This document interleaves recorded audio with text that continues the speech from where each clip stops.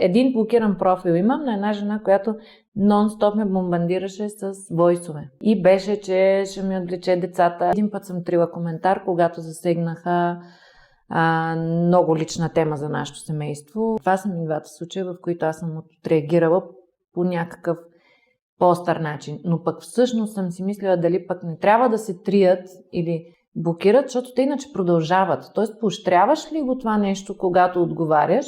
Аз също като теб съм отговарял по хумористичен начин, дори съм си правил такива постове с скриншот от чата, но аз си признавам, че това го правя за съдържание на моя профил, за да се разсмивам на първо място себе си, ако мога и останалите хора, но тези, които са серии, не ги трия, защото аз си казвам, в един момент усещам, че започва да ми тежи. Явно не съм достатъчно силен, не съм такова перде и си мисля, че това също е свободата на словото, защото ти навлизаш в моето пространство и моята свобода е да ти кажа къш. По някакъв начин ние, говорейки за това и примерно, ето както казахме, отговаряйки или блокирайки или трийки, дали помагаме за това те да станат по-малко? Или просто ще бъде пренасочен на друго място?